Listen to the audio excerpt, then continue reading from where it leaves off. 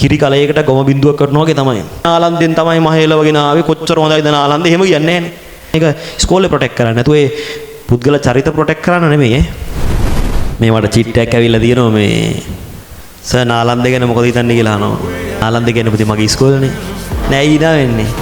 නාලන්දේ කියන්නේ මගේ ඉස්කෝලේ විතරක් නෙවෙයි. ඇත්තටම මට කවදා හරි දවසක පුතෙක් හම්බුනොත් මම ඌව දාන්නෙත් නාලන්දෙරම තමයි. ඒක මේ වෙනදටත් වඩා පුතේ මෑතක සිද්ධියෙන් පස්සේ ඒ සිද්ධියෙන් පස්සේ නාලන්දේ කොල්ලෝ හැසිරිච්ච විදිය දිහා බැලුවට පස්සේ තමන්ගේ ඉස්කෝලේ වෙනුවෙන් මට හිතුණා ඇත්තටම නාලන්දේ තමයි ළමෙක් දාන්න ඕනේ. ඒ සිද්ධිය අවුල් තමයි.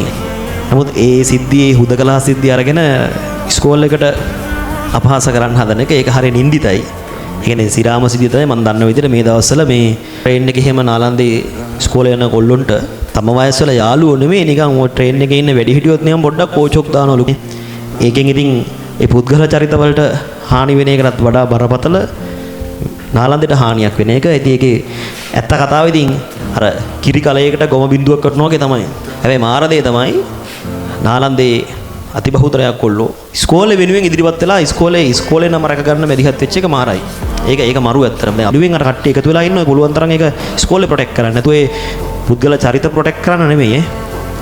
දැන් මහේල ජයවර්ධන ලංකාවේ මුන් කැමති. එතකොට කියන්නේ නැහැ නේ නාලන්දෙන් තමයි මහේලවගෙන ආවේ කොච්චර හොඳයිද නාලන්දේ එහෙම කියන්නේ නැහැ නේ. දැන් මහින්ද රාජපක්ෂ යුද්ධ ඉවර කරා. හරිද? එතකොට රටම නිදහස් වුණාට පස්සේ යුද්ධ ඉවරුනාට පස්සේ කියන්න ගත්තේ නැහැ නේ නාලන්දෙට පින් සිද්ධ වෙනවා මහින්දට ඉගෙනුවට.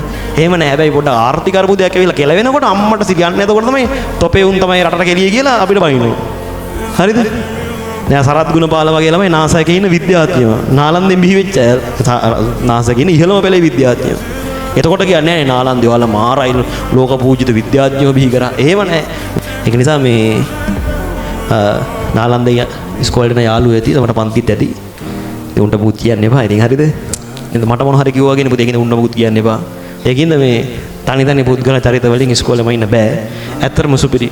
උඹලටත් කවදා හරි කොල්ලනේ කෙල්ලනේ පුතෙක් හම්බුනොත් නාලන්දේට දාන්න. අවුලක් නැහැ. හොඳේ? අනිත් ඉස්කෝලත් හොඳයි. නාලන්දෙත් හොඳයි. මං ඉතින් ඉස්කෝල 4-5කට ගිහින් දිනවනේ. මං දන්නවා ඉතින් ඇත්තටම හරි.